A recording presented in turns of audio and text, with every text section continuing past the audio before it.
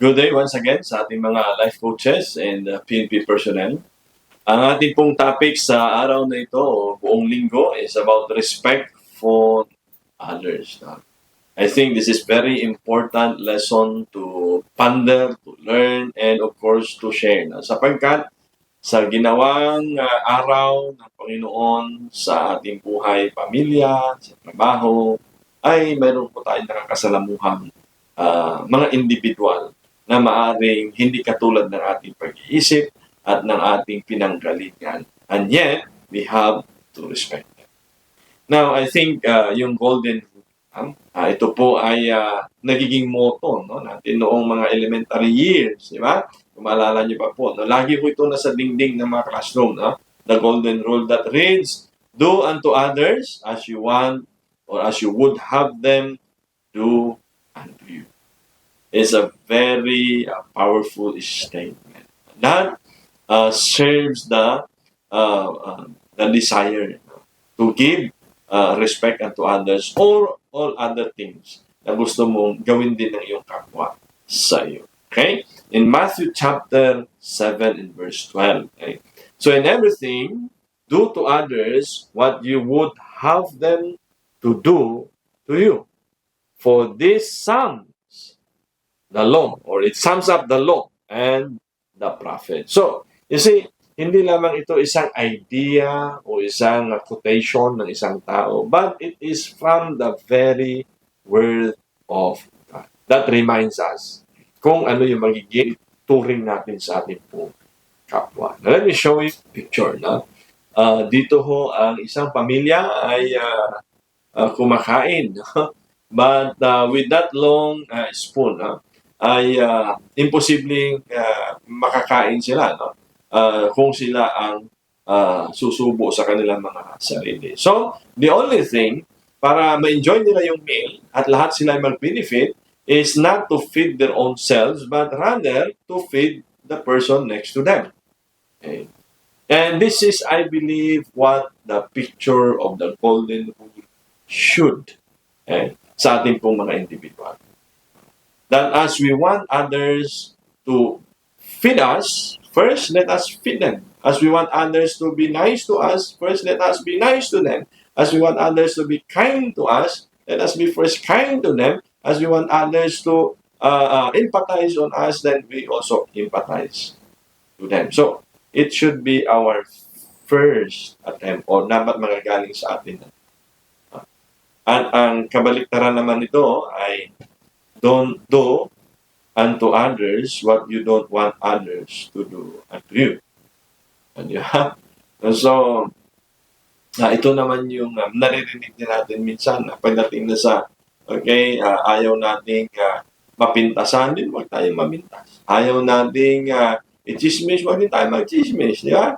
Ayaw nating tayo punain, huwag tayong mamuna. No? So, you see, it's what you give, what you get.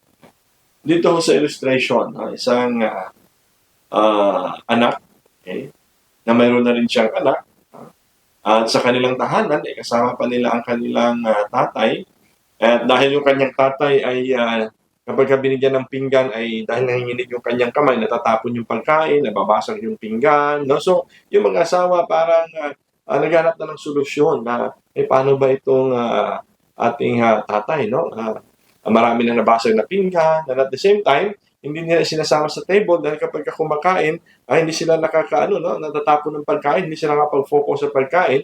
So, ginawa niya ito ng, yung niyog, no? Para doon kumain, no? Yung kanyang tatay. No? At doon na sa isang tabi, hindi na sumasama sa kanilang pagkain upang hindi sila madisturbo sa kanilang pagkain. So, ginawa niya ng bao. At doon pinakain yung kanya. The next morning, yung anak nitong lalaki na nagbigay ng bao sa kanyang ama, ay sinurpresa din ng kanyang anak. Mayroon sabi niya, Papa, mayroon kong surprise sa iyo. At habang akma na silang kumain, binigyan siya ng kanyang anak din ng bao. Pa, this is for you. So only to realize that kung ano yung ginagawa niya sa kanyang ama, nakita din ng kanyang anak. Na siya rin gustong gawin ng kanyang anak dahil nakita nga sa kanya kung ano ang kanyang ginawa sa kanyang anak. You see? So, wag natin gawin sa kapwa natin yung anumang ayaw din natin gawin ng kapwa natin sa atin. So, bumabalik sa atin. So, we would rather be what? Courteous. Let us be courteous or maging magalang. And this is how the way we can give respect to others. Now, regardless of rank, regardless of position, regardless of, ano man yung kanilang title, we should give respect to other people. We don't know, baka may pinagdadaanan din sila. We don't know kung ano yung mas struggles nila sa buhay. A simple, a simple way or act of being courteous might help and encourage them.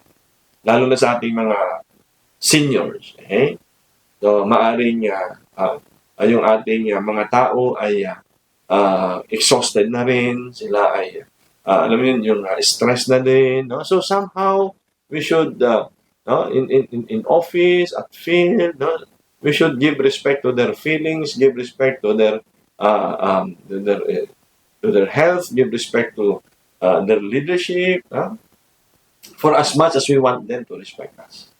Kaya nga sabi ng Titus chapter 3 verse 2, to speak evil of no one, to avoid quarreling, to be gentle and to show perfect courtesy towards all the people. Okay, so, iiwasan natin yung pakikipag-away, pakikipagbuno, hindi kaya yung quarreling. Because, and also sabi niya, to speak evil of no one, meaning huwag tayong mamintas na ibang tao. You see, there are times na yung ating salita ay mas masakit kaysa doon sa, sabi nila sa physical na pananakit na yung salita na. We have to watch our words, no? Rather, alamin natin anong dahilan. Maybe meron din silang reason. And that reason could be, life and death. O di kaya ay between lifetime decision na kailangan nilang gawin. Something to affect their family. Something that, struggles ng magulang sa anak, ng isang official natin sa kanyang pamilya. So, we should somehow be considered. Our prime purpose in life or in this life is to help others. And if you can't help them, at least don't hurt them. This is such a enlightenment para sa atin na okay, sabihin natin, laging ganito yan, hindi na perform, laging malatuba yan. No? So I think maybe we should give time to ourselves to realize that one day dumaan din tayo sa ganyan na parang hindi cannot perform.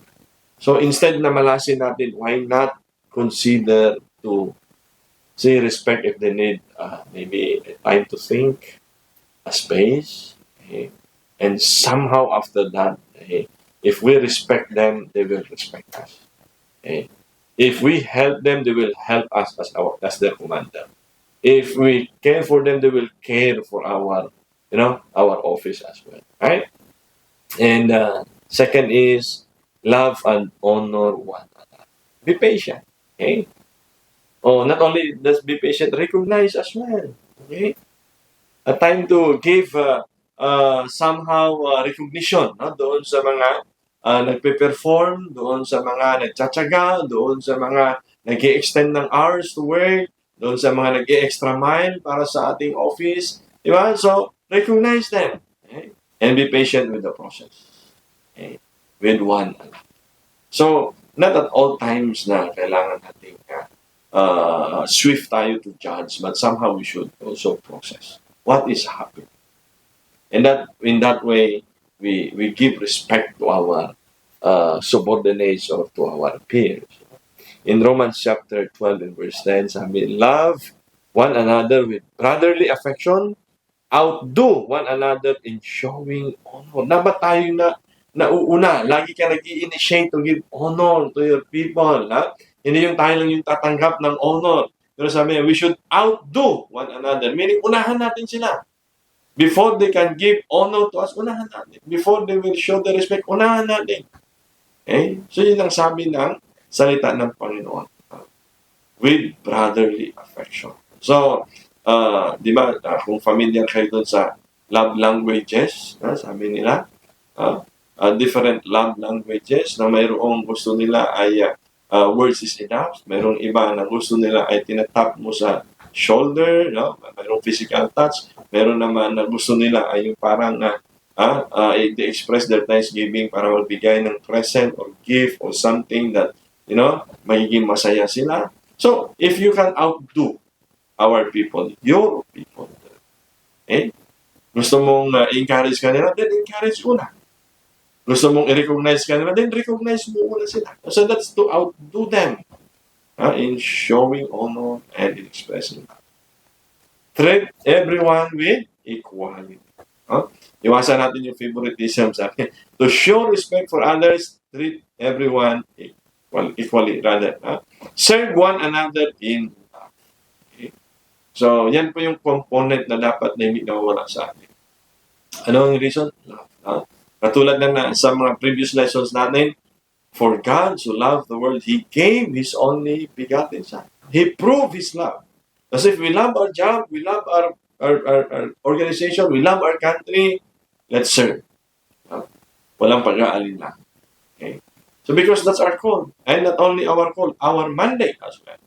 Okay? To serve one another, but not only to serve so that it will give us credit, so that we will be lifted up, but let us serve in love. Okay? Because we love our country. We love our people. We love this organization. I hope that will be the motivation of our work, okay? Of our labor. Okay? So respect one another. For you were called to freedom, brothers. Only do not use your freedom as an opportunity for the flesh, but through love, serve one another. Okay? So this is a warning and an instruction. Let us not use our freedom. Let us not use our influence. Let us not use our positions. Let us not use our power to what? For the opportunity of our flesh. So we can extend or expand only our desire. But through love, serve one. Maaaring ito ay bibihira na natin makita. But I hope, given a chance, na pwede mong gawin ito. Given a chance, na pwede kong gawin ito. Anong sabi kanina? Do unto others what you want others to do and to you. So I hope, beginning today, tayo yung magiging source of respect. So in return, people will respect us. Let us be the source of love, so people will love us. Let us be the source of patience. So in return, we have patience also from other people. Thank you very much. And God bless you.